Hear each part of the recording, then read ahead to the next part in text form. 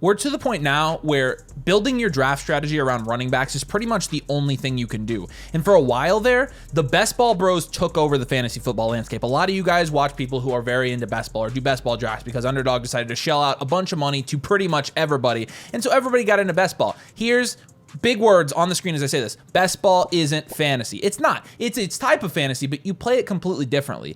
And Bestball basically introduced, because of the heaviness of PPR and because of the way that you build rosters in Bestball, this anti-running back thing that we kind of got into here, where we would basically not take a running back through the first couple rounds and just load up on wide receiver.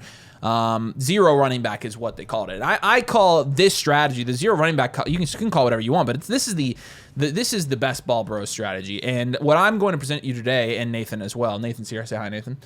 What Nathan and I are going to present to you today is the anti-Bestball bro strategy. Basically this: running back in the first two rounds of your fantasy football drafts is paramount. Let's look at production by round. Average points per game by round from the running back position as you go down using, I think this is our consensus ADP here. And there's a couple things we're going to look at as we go down this. Average games missed and age. Because a lot of people are coming out this year and saying, oh, actually, you know what? I'm totally comfortable with some of the running backs later here. You can get DeAndre Swift. You can get Isaiah Pacheco, Tony Pollard, Brian Robinson, Tyrone Tracy. You can get Aaron Jones down here. And yes, some of those guys from a production standpoint have had comparable seasons, even recently, to the guys going at the top of drafts in the second or third round. And so people are, rolling out this strategy where they're comfortable with, taking these later round running backs as their running back too. And I'm going to show you today why that doesn't necessarily work. And essentially what you're seeing in this chart here, the average games missed and the age is basically a numerical display of risk, right? And so even though a player down, in the 5th, 6th, 7th round, a running back way down there may have the same amount of upside or even the same amount of scoring potential as somebody in the 2nd or 3rd round, you do have to realize you are inherently taking on more risk by drafting those guys. The value up top is not necessarily in a giant production premium, because if you're looking at the average points per game from the 2nd round to, for example, the 5th or 6th round, you're talking about within 2.5 points, right? And so that's not a huge, in terms of value of a replacement, that's not a huge gap in production. But what you're paying for is the security and the safety. And what we've learned is safety and security at the running back position in fantasy football is everything. So essentially the rule for your drafts this year should be you need to take at least one running back in the first 2 rounds, or your fantasy football season's probably screwed. Now, of course, there are going to be exceptions to this. People are going to go double wide receiver and they're going to win their league. But just because this year's, running back class and the production potential expands into the 7th, 8th round doesn't mean that it's a good idea just to completely forget running back altogether. Because the fact of the matter is, when you're looking at the landscape of drafts this year in fantasy football, it's much easier to build productive wide receiver depth in the later rounds than it is the running back depth. And so we have to understand that there are levels to this. There are levels to running back production and risk. Again, you have to balance those two things.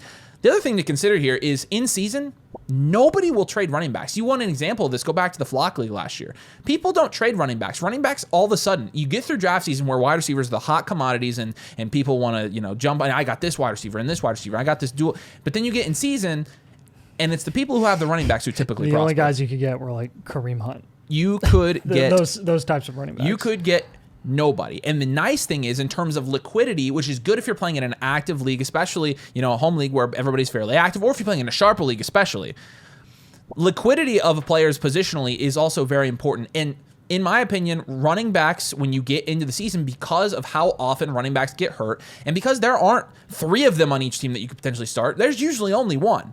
Because of that, the liquidity of running backs is much lower than that of wide receivers, which is why, again, so the combination of the depth of wide receiver later in fantasy football drafts and the lack of liquidity at running back when you actually get into the season tells you what? You need to secure those top running backs before you get out of the first couple rounds. Now, I said one running back through the first 2 rounds. I think that is a good strategy this year. Through 4 rounds, and I think you agree with this, I'm trying to get 2 running backs through the first 4 rounds. And I'll let you talk about the running back tiers this year, and it tells you exactly why you need to do that. Yeah, I mean, you've got, here's the good thing about running backs this season compared to what we've gotten used to over the last 3 to 4 years, is that you essentially have 27 running backs that are very good high upside on a week-to-week basis, viable, productive options. Starting with, up top, you've got Gibbs, Bijan, Barkley comfortably in the first round. You got Henry, Achane, CMC, and Genty. CMC really going comfortably in the first round in that tier as well. Then you've got your second round guys that are Jacobs, Bucky, Kamara, and JT. And then you have Chase Brown, Omari Hampton, and Breece Hall, who are going like 3-4 turn. I mean, we've been talking about Chase Brown being a pretty decent value this year in fantasy, just because of his volume alone and how many points that offense is going to be scoring this year when they heavily reinvested in the offensive side of the ball. 35 points per game incoming, but not for Jacobs, but for that offense, or Chase Brown, but that offense.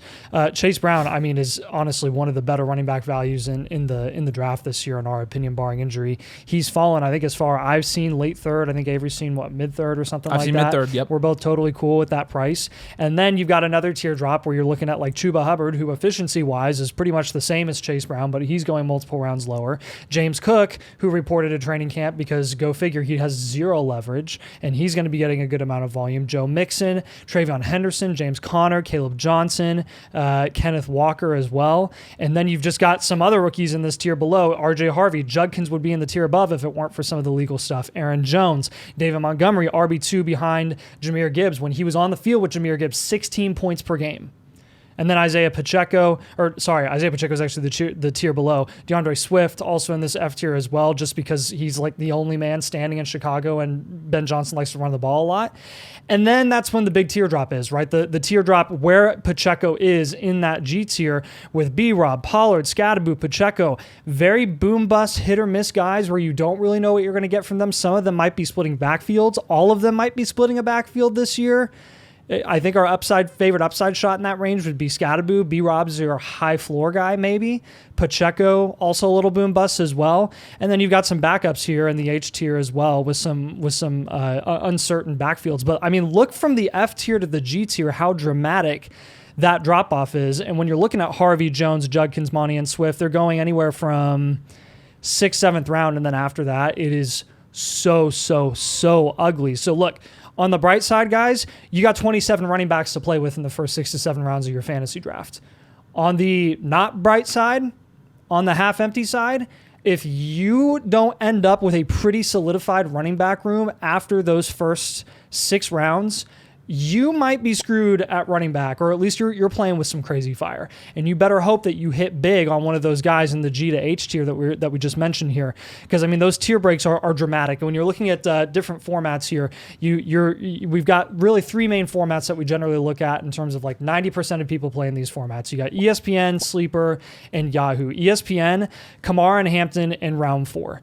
After that, Chuba Hubbard is going in the late 4th. So if you want to look at a specific dramatic teardrop within the range of running backs that we think are viable options, like legitimate viable options that you can rely on every single week, you would definitely rather want to have Kamara and Hampton than you would having Chuba Hubbard in the late 4th. So if you're drafting in the late 4th round, if you're drafting 101, 102, 103, and you're snaking and you're coming back and Chuba's available in the late 4th, and you know that he's going to be the best guy available there in ESPN formats, you probably want to go lock down running back in rounds 2 and 3 before that big teardrop hits you, right?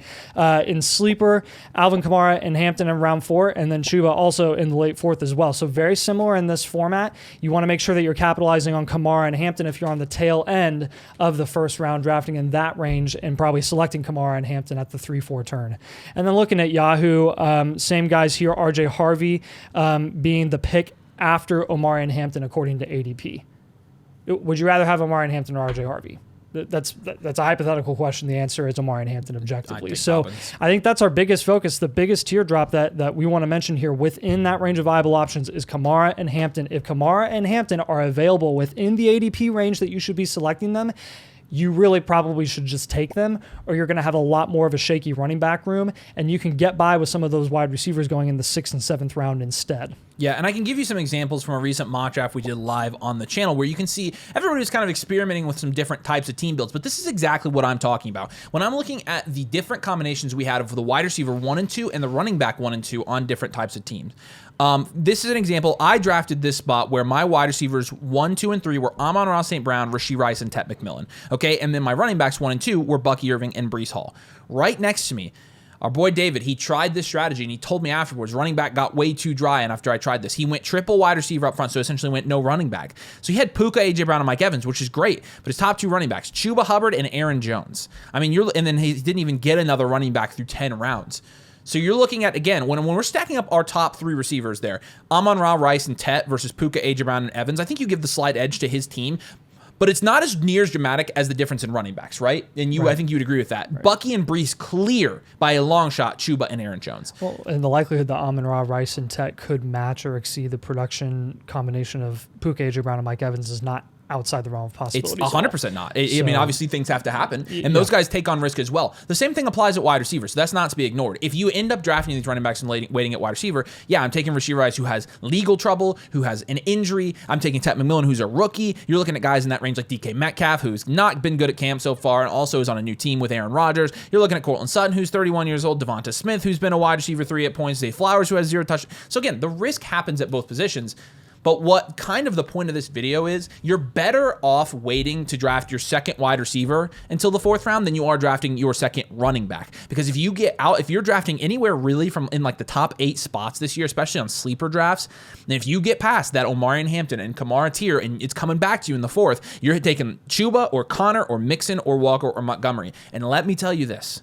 Brees, Kamara, Hampton, Kyren Williams, Chase Brown, that tier above that, I feel much more comfortable drafting those guys. And mathematically, based on the amount of games that they've missed, based on their age, things like that, they carry inherently less risk than the guys in the tier below. And so you're minimizing your risk, but again, you're also putting stock in an asset, like I said, that when you get into the fantasy football season, I think you're going to have a better chance, if you really need wide receiver, of just moving off of these running backs. I think people will buy these running backs from you. I don't think you're going to have any issues. But if you don't draft running backs and you end up needing running back, I want you to ask Corey last year in the Flock League how that worked out for him. He went the entire year not able to get a running back. Why? Because if you had running backs, you were holding on to them. By the time you factored in injuries, depth chart changes, rookies, things like that, everything had changed so much that running backs were an absolute commodity. Running backs are a commodity this year as well. You're seeing at the top of drafts where you've got Bijan and Gibbs, who both could be the number 1 overall pick this year in fantasy football, and I would not bat an eye.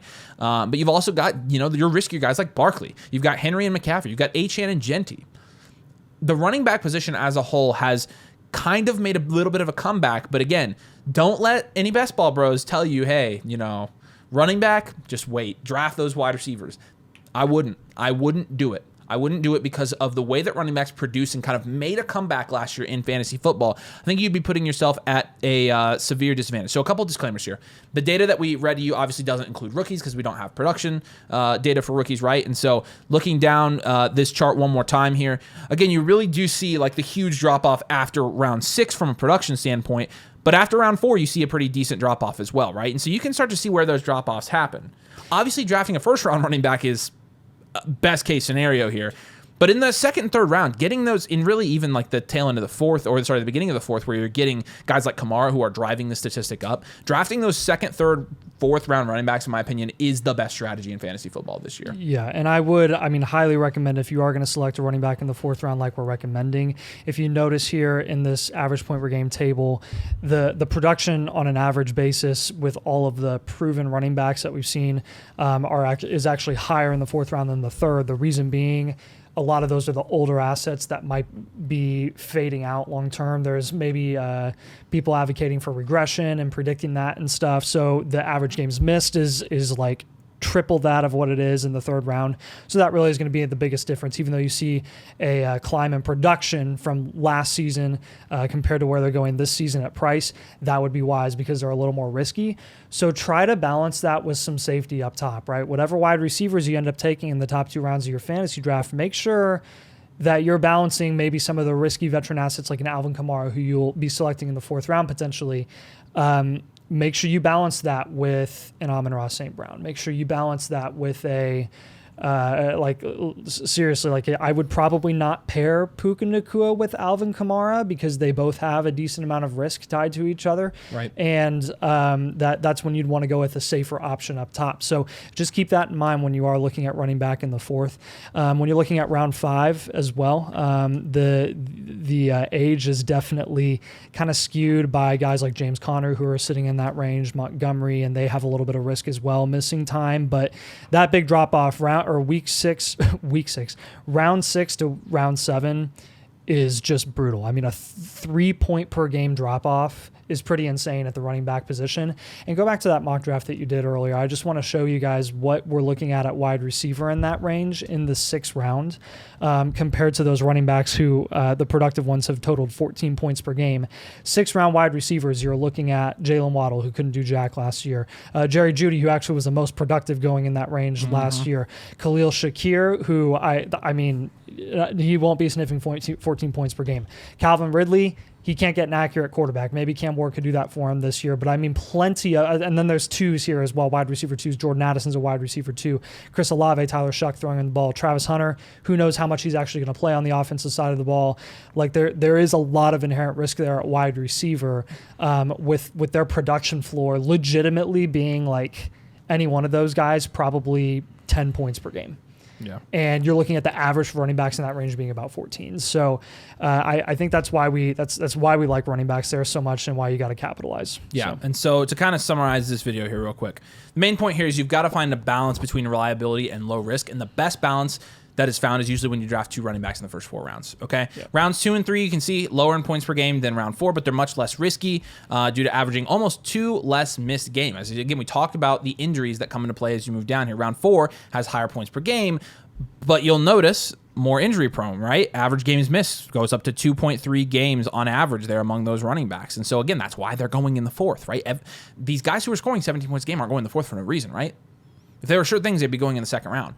Round 5 has a drop off, usually around 2 to 3 points per game there, but much higher injury clip. Round 4 tends to be the teeter point, which again, we talked about. That's where the tier drop off is pretty much in every platform. Know your tier drop offs this year. Draft a running back in the first 2 rounds, draft 2 running backs in the first 4 rounds, and you're probably going to love how your fantasy football team looks. So there you go. If you enjoy the strategy, make sure you drop a like, and also make sure you subscribe, because we're going to have a ton of different strategy videos like this coming out before your fantasy football drafts so that you can dominate your drafts, make your league mates look like idiots, and look like the best fantasy football player of all time. And I would know how that feels. He wouldn't. So we do appreciate you guys for watching. Thank you so much for joining us, and we'll see you later.